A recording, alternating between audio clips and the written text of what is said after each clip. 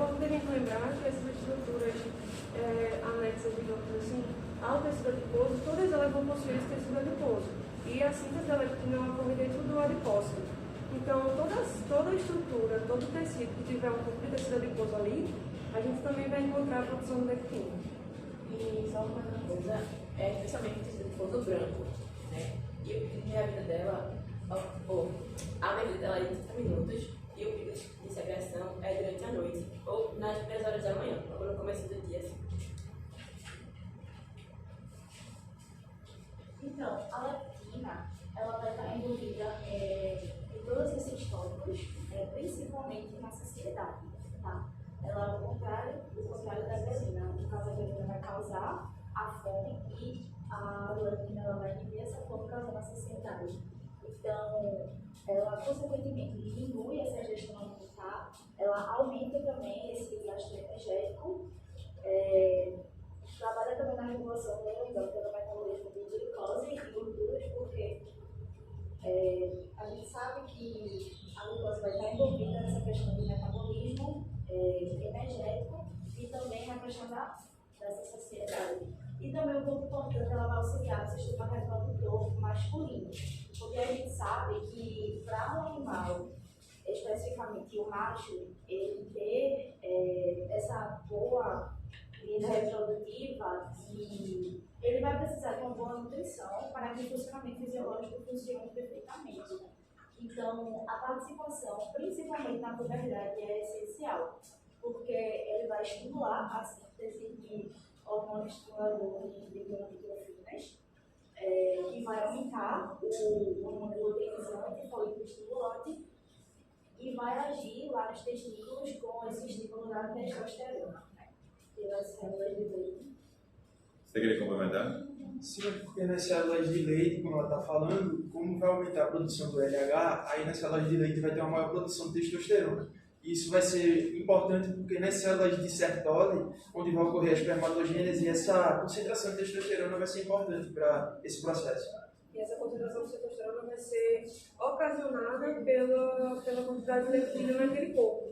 Porque a gente sempre tem que lembrar que a concentração de leptina está altamente ligada com a questão da estrutura corporal daquele animal. Então, se aquele animal ele tem uma estrutura corporal ok, se a questão nutricional dele está bem, isso significa para o organismo que ele já tem a possibilidade de sair do metabolismo basal e ir para o metabolismo de processos fisiológicos maiores, como o início da puberdade, que vai dar origem a uma vida reprodutiva ok. E para essa vida reprodutiva acontecer, a gente precisa que o animal esteja bem nutrido, senão a gente não consegue isso.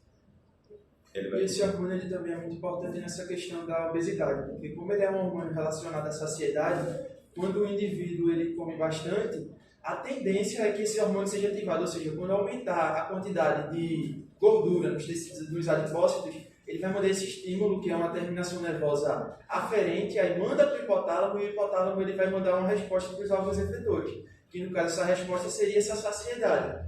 Então a leptina ela vai estar inteiramente ligada a essa concentração dos adipócitos ou não. Então a questão da obesidade ela é justamente relacionada à resistência que vai apresentar o indivíduo a essa leptina. Como o indivíduo ele tende a ter uma compulsão alimentar quando ele é obeso, então depois do período pós-prandial, a leptina é liberada, trazendo a sensação de saciedade para aquele indivíduo, mais ou menos uns 20 minutos depois da ingestão alimentar. Então, se o indivíduo ele vai lá, come, se sente saciado, vai lá, come, se sente saciado, toda vez que ele se sentir saciado, a leptina vai ser liberada. E com o tempo, os receptores do hipotálamo vão ter uma resistência a essa leptina, o que vai fazer com que a sensação de saciedade seja ainda mais difícil para esse indivíduo. E com relação nesse processo que você falou, que vocês falaram na verdade, a respeito de questões reprodutivas, um animal obeso, já tendo essa questão envolvendo a leptina, como vai ser, o que é que se espera em relação à questão da qualidade espermática? Depende da questão nutricional, porque a leptina, não, na verdade, a estrutura do animal, ele pode estar obeso, mas não significa que ele está bem nutrido. Então, se aquele animal ele tem uma estrutura corpórea que tem uma grande quantidade de tecido adiposo, mas ainda assim ele não tem uma questão nutricional boa, é apenas gordura, a necessidade do corpo de nutrientes vai ser maior ainda. Então ele pode ter lá a sua estrutura corporal até bem grande, mas se não tiver uma boa nutrição, a qualidade espermática vai cair e muito provavelmente vai ter problemas até na cria daquele animal. E além dessa questão nutricional, também tem a questão de quanto mais obeso é o animal, ao contrário de tipo, a hidrose mais leptina, ela vai ocasionar a questão da resistência dos receptores da leptina, que é basicamente como ocorre com a diabetes. Então, ela não vai conseguir estimular a produção do GNH no hipotálamo, então toda a cascada de FSH é prejudicada. Então, também o processo espermático e puberdade vai ser totalmente prejudicado por isso. Isso, exatamente. Só rapidinho, na gravidez, com a pessoa obesa que tem resistência à leptina, ela vai ter mais tendência a aborto e quando tiver contrações do parto, ela dificulta essa relação de contrações. Então, vai depender muito justamente dessa nutrição que vai ser oferecida a esse animal, porque a quantidade de tecido adiposo, isso não significa que o animal está nutrindo obrigatoriamente. Né? Aí tem essa questão de criar essa resistência e essa secreção de GH, ela não ser adequada. É porque aquela coisa, você nutrir o animal, por exemplo, com carboidratos, porque existem os tipos de carboidratos, tem os complexos e os outros. Os complexos e os simples. Então, você está nutrindo o animal com carboidratos simples, por exemplo, não está nutrindo ele adequadamente com proteínas, carboidratos simples, isso vai fazer com que ele não se sinta saciado, então ele vai continuar se alimentando e essa leptina ela não vai causar essa saciedade adequadamente, porque ele vai estar comendo basicamente besteira e não vai estar se nutrindo de forma adequada. Essa imagem aqui é falando sobre macroinfiliação, mas aí eu vou explicar os dois juntos. Vamos falar sobre a Então, a grelina, ao contrário da leptina, ela vai causar a sensação de fome no animal. Tá? Então, a síntese dela, principalmente no trato gastrointestinal, nas células do trato gastrointestinal, mas também vai ocorrer nesses outros órgãos. Então, sempre a produção e como já foi falado, né, a grelina ela vai estimular a liberação de GH, ela vai ter o controle dessa secreção ácida da motilidade gástrica, também justamente por essa questão de sempre for, que a gente vai entender melhor quando falar de uma hidroxiação da grelina, a gente vai ver como é que ela vai causar essa questão da fome, a diminuição do gasto energético ao contrário da leptina, né? A leptina ela vai aumentar esse gasto energético, a grelina ela vai diminuir esse gasto energético e a regulação alimentar. E a influência sobre a função do Doppler da pancreática, que a gente sabe que o Doppler ele vai produzir insulina e glucagon, que estão também relacionados com essa questão do metabolismo de glicose. E o mecanismo de ação.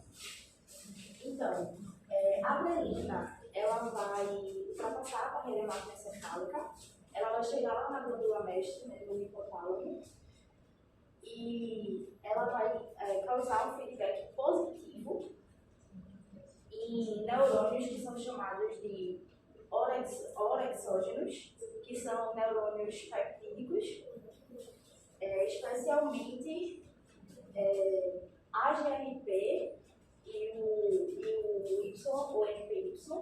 E aí, esses neurônios que são responsáveis por promover essa fome no animal, no caso da grelina, ele vai encaminhar essa informação para o núcleo arqueado, que é uma estrutura que vai integrar nesses processos neuroendócrinos, né, e nessa questão do metabolismo da glicose e da fome do animal. Então aí ele vai sentir fome. E no caso da leptina vai ser o contrário. horário, ela vai chegar até o hipotálamo, ela vai causar um feedback negativo desses hormônios orexígenos, e aí vai ser encaminhado para o núcleo arqueado e, ao mesmo tempo, vai causar um feedback positivo para os hormônios analexígenos, que são alfa e MSH. E aí, esses hormônios analexígenos, eles vão encaminhar também essa informação até os núcleos arqueados para que o animal se sinta saciado. Tem outro slide? Não, esse É só uma questão para a grelina, que para que ela passe dessa barreira hematoencefálica, ela precisa estar acilada. Porque, justamente, como são peptídicos, eles não conseguem ultrapassar a membrana plasmática. Então, para que passe essa barreira, ela precisa ser acilada. E a leptina, ela vai agir nos receptores de membrana, né? Porque também é um hormônio peptídico. E aí, no caso do hipotálamo, o receptor OBRB. Essa oscilação, só para não ficar meio assim jogado, ocorre nos compostos orgânicos e basicamente a gente tem uma reação de substituição. A gente substitui o hidrogênio por um grupo acila. Aí, dessa maneira, ela consegue ultrapassar essa barreira hematoencefálica. Entretanto, se a gente for parar para pensar, a grelina não acilada, ela tem funções, porém não ocorrem exatamente na questão endócrina. Ela tem outras funções fisiológicas, digamos assim, mas não entra aqui porque a gente leva mais em consideração quando ela está acilada, já que sua ação ela ocorre no hipotálamo. Para passar para o hipotálamo, ela precisa passar do sangue para o sistema nervoso. Aqui é mais um resumo do que eu falei, do que a gente falou durante o trabalho, né? A gente colocou aqui que o tecido adiposo é a principal síntese de leptina, no trato gastrointestinal de grelina, e aqui dizendo que é o maior gasto energético da leptina e o menor gasto energético da grelina. Menos apetite na leptina, justamente por essa questão de saciedade, e mais apetite na grelina pelo animal sentir fome. E muita secreção de GH e maior secreção de GH. Esse gasto energético aqui, ele vai estar associado dependendo de qual das duas for. Se a gente tem o gasto energético da grelina, ele é menor, porque como a gente está num momento de jejum, num momento em que o corpo está sem os nutrientes que ele precisa naquele período, o corpo ele vai diminuir suas funções para que a gente consiga manter um pouco mais dessa energia até que o animal seja alimentado novamente. Entretanto, se a gente for ver a leptina, ela tem um gasto energético maior. O animal vai estar nutrido, o animal vai ter a liberação de leptina, que vai ser o hormônio da saciedade, mas esse gasto energético ele vai ser enviado para outras funções. A gente sai do metabolismo basal, da coisa mais básica, e vai para, por exemplo, a questão da puberdade que a gente trabalhou aqui. E uma coisa importante sobre a leptina é que um moço chamado Kochon, uma coisa desse tipo, em 2006, ele analisou que aves migratórias em seu fígado possuem muita leptina.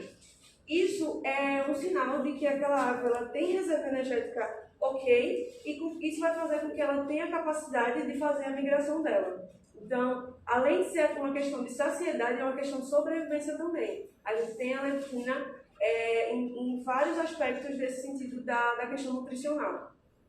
E eu acho que é isso. Muito obrigada. Eu tenho umas coisas para acrescentar.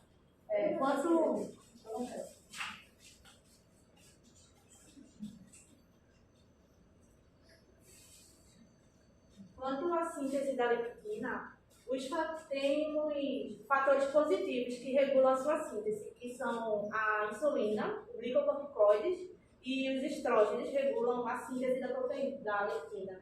E quando a partida, as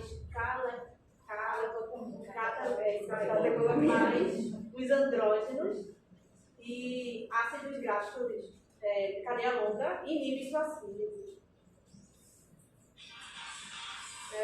Quanto a essa imagem, a leptina, a nível do sistema nervoso central, ela interage com hormônios, interage com neurônios específicos, e a minha colega falou no final, que a nível do sistema nervoso central, do hipotálamo, ela regula a questão do gasto energético, balanço energético e também a regulação principalmente do apetite, nesse caso da nossa ansiedade. E em órgãos periféricos, como a tireoide, fígado, glândula mamária, testículo, vários desses órgãos periféricos, ela também tem receptores específicos que ela desencadeia alguns hormônios, como no caso do sistema reprodutor, as gonorfanas hipofisárias, e da tireoide, esse hormônio, e adrenal, córtex da adrenal. E quanto ao hormônio GNRH, ela pode estimular a sua síntese quando inibir essa síntese. Pronto. Eu queria que você complementasse em relação aos pontos que você falou em relação ao aborto. O aborto? Sim. Como a gente já foi falado aqui, o obeso ele tem resistência à leptina. Aí isso faz com que quando ele vai ingerir a comida, aumenta a sua reserva de gordura.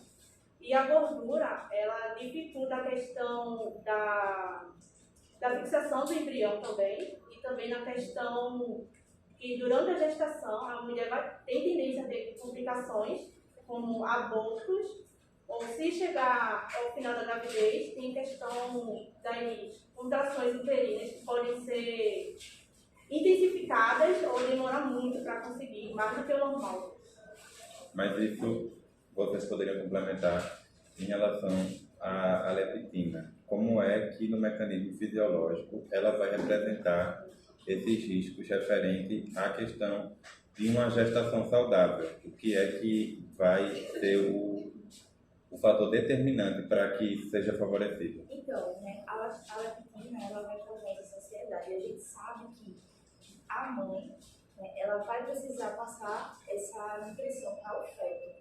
Então, pode haver essa questão de o organismo ver que está saciado e pode haver essa deficiência nutricional para chegar até o feto. A gente pode fazer um link com a questão do sistema reprodutor masculino, em que a gente só tem um animal que é um bom reprodutor quando ele tem uma questão nutricional ok.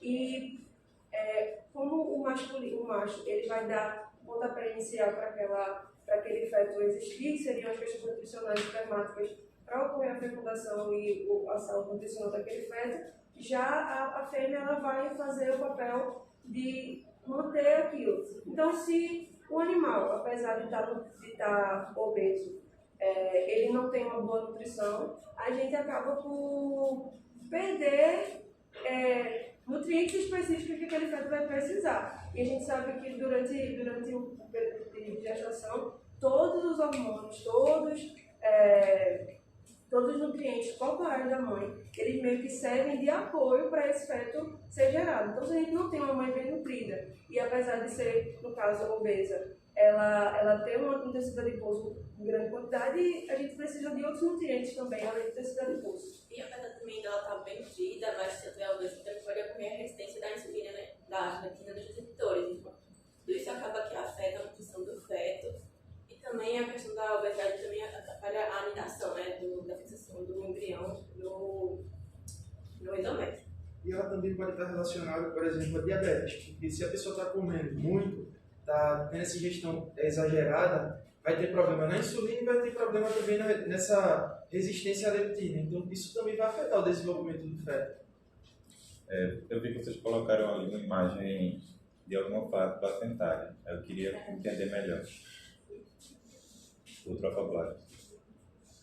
Isso é a questão da síntese, porque a gente tem toda a produção da leptina feita no tecido adiposo. Mas a gente tem que lembrar que o tecido adiposo também está presente no trofoblasto, também está presente no trato gasto. Então, é só uma divisão desse tecido adiposo. O tecido adiposo ele vai estar concentrado principalmente na área abdominal, mas ele também vai estar em outros lugares. Quando a gente está na anatomia, na prática, a gente vê um músculo lá e todo revestido por aquela capinha de gordura. E eu, particularmente, nunca vi, mas provavelmente deve ser algo parecido com a questão que eu Também falei. a questão do que a falaste, ela vai ser produto de menores contextos, porque ainda está se formando o indivíduo lá. Então não precisa de tanta latina para controlar a sociedade, vai ter mais na questão da mãe.